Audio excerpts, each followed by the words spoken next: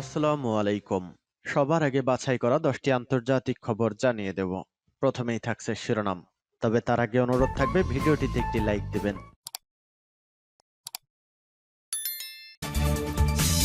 জানিয়ে দেব এই মুহূর্তে পাওয়া ইউক্রেন রাশিয়া যুদ্ধের চাঞ্চল্যকর খবর।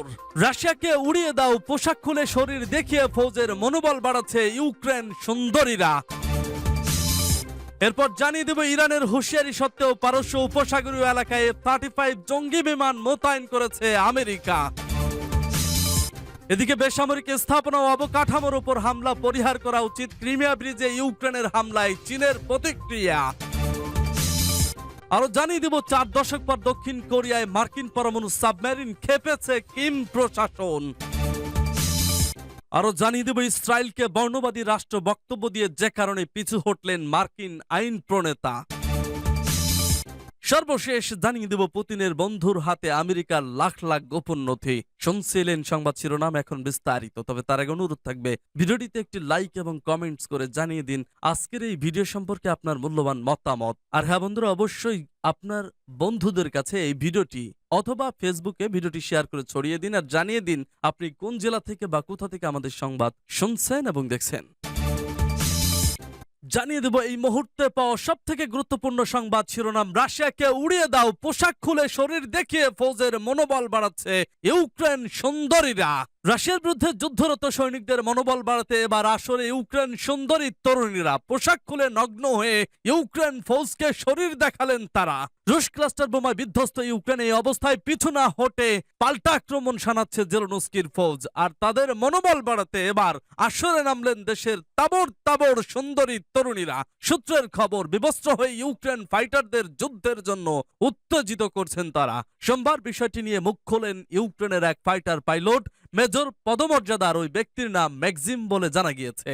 দ্য সানডে টাইমসকে তিনি বলেন, ফাইটার জেট বা কপ্টার নিয়ে যাওয়ার সময় তার মনোবল বাড়াতে ওই কাণ্ড করেন ইউক্রেনের তরুণীরা। তারা সকলে পোশাক খুলে যুদ্ধের জন্য উত্তেজিত করেন তাদের। উল্লেখ্য, যুদ্ধের প্রয়োজনে দেশের বিভিন্ন জায়গায় অস্থায়ী রানওয়ে ও হেলিপ্যাড তৈরি করেছে ইউক্রেন ফৌজ।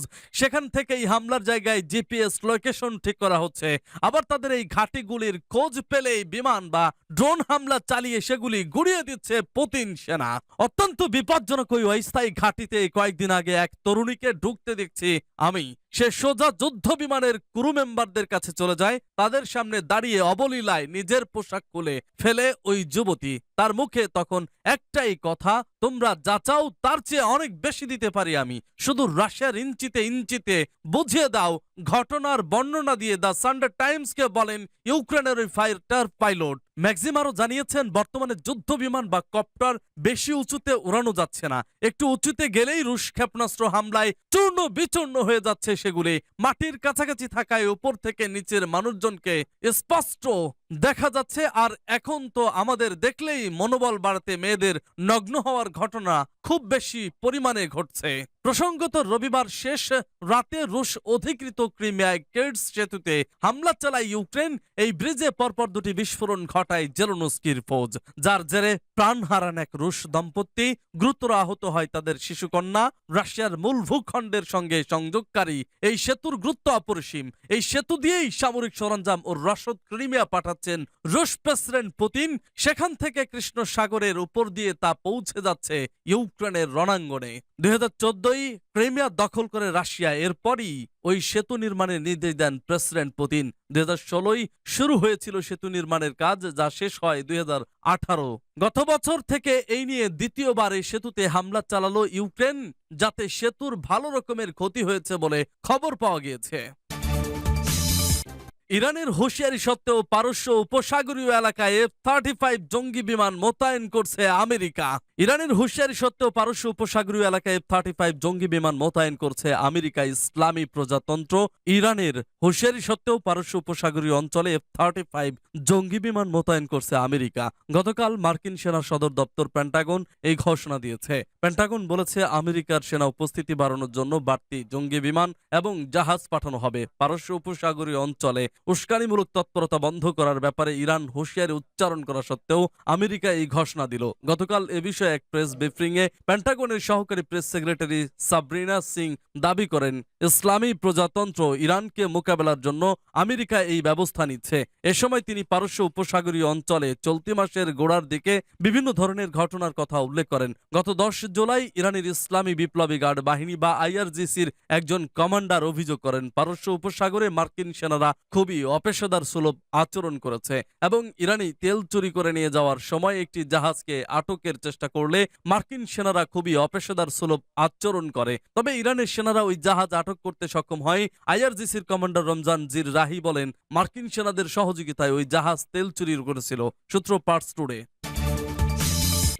বেসামরিক স্থাপনা ও অবকাঠামোর ওপর হামলা পরিহার করা উচিত, ক্রিমিয়া ব্রিজে ইউক্রেনের হামলায় চীনের প্রতিক্রিয়া। ক্রিমিয়া ব্রিজে ইউক্রেনের হামলার কথার ঘটনায় প্রতিক্রিয়া জানিয়েছে চীন। চীনের পররাষ্ট্র মন্ত্রণালয়ের মুখপাত্র আজ বলেছেন, বেসামরিক স্থাপনা ও অবকাঠামোর উপর হামলা পরিহার করা উচিত। রাশিয়ার জাতীয় কাউন্টার টেরোরিজম কমিটি গতকাল ঘোষণা করেছে, কিয়েভ চালকবিহীন 2টি সাবমেরিন ব্যবহার করে ক্রিমিয়া ব্রিজের ওপর সন্ত্রাসী হামলা চালিয়েছে। ওই হামলায় ব্রিজটির গাড়ি চলাচলের কিছু অংশ ধ্বংস হবার পাশাপাশি 2 জন নিহত এবং একটি শিশু আহত হয়েছে। স্পুতনিকের ভাষ্যমতে চীনের পররাষ্ট্র মন্ত্রণালয়ের মুখপাত্র মাওনিং ওই ঘটনার প্রতিক্রিয়া জানিয়েছেন। তিনি বলেছেন, সংশ্লিষ্ট পক্ষগুলোর উচিত বেসামরিক অবকাঠামোর উপর হামলা বন্ধ করার পাশাপাশি আন্তর্জাতিক মানবিক আইন অনুসারে বেসামরিক নাগরিকদের নিরাপত্তা নিশ্চিত করা। এই চীনা কূটনীতিক বলেন, বেইজিং আশা করে যুদ্ধে জড়িত পক্ষগুলো এই সংকটের রাজনৈতিক সমাধান খুঁজে বের করার ব্যবস্থা নেবে এবং এই সংকটপূর্ণ পরিস্থিতির উন্নয়নে যৌথভাবে সহযোগিতা করবে। মাউনিং আরও বলেছেন, শস্য চুক্তিতে অংশগ্রহণকারীরা আলোচনা ও পরামর্শের মাধ্যমে বৈশ্বিক খাদ্য নিরাপত্তার বিষয়টি যথাযথভাবে সমাধান করতে সক্ষম হবে। ক্রেমলিনের মুখপাত্র দিমিত্রি পেসকভ বলেছেন, শস্য চুক্তি কার্যত বাতিল হয়ে গেছে। ওই চুক্তিতে পুনরায় ফিরতে হলে মস্কোকে দেওয়া প্রতিশ্রুতিগুলো দ্রুত বাস্তবায়ন করতে হবে। সূত্র পার্টস টুডে। 4 দশক পর দক্ষিণ কোরিয়ায় মার্কিন পরমাণু সাবমেরিন ক্ষেপেছে কিম প্রশাসন। গত 4 দশকের মধ্যে এই প্রথম দক্ষিণ কোরিয়ার কাছে যুক্তরাষ্ট্রের পারমাণবিক অস্ত্র বহনকারী সাবমেরিন। উত্তর কোরিয়া আন্তঃমহাদেশীয় ক্ষেপণাস্ত্র পরীক্ষা করার 2 দিন পর মার্কিন সাবমেরিনের এই সফর ঘিরে ওই উপদ্বীপে উত্তেজনা দেখা দিয়েছে। মঙ্গলবার ওহিউ ক্লাসিক ব্যালিস্টিক মিসাইল সাবমেরিনের বসানের বন্দরে উপস্থিতির খবর দিয়েছে মার্কিন প্রতিরক্ষা মন্ত্রণালয়। উত্তর কোরিয়ার শীর্ষ নেতা কিম জং উনের বোন কিম ইয়ো জং জানিয়েছেন, মার্কিন সাবমেরিনের এই উপস্থিতি 2 কোরিয়ার সম্পর্ক রক্ষার যোগাযোগে এরই মধ্যে ফাটল ধরিয়েছে। কিমের বোনের দাবি, যুক্তরাষ্ট্রের এমন কর্মকাণ্ড কোরীয় উপদ্বীপে শান্তি প্রক্রিয়ায় ব্যাঘাত ঘটাবে এবং 2 কোরিয়াকে সমঝোতা আলাপ থেকে আরো দূরে সরিয়ে দেবে। সিএনএনের প্রতিবেদনে বলা হয়েছে, দক্ষিণ কোরিয়া সফরে যাওয়া মার্কিন সাবমেরিনটিতে 80টি পরমাণু ওয়ারহেড রয়েছে। সূত্র সিএনএন। ইসরায়েলকে বর্ণবাদী রাষ্ট্র বক্তব্য দিয়ে যে কারণে পিছু হটলেন মার্কিন আইন প্রণেতা।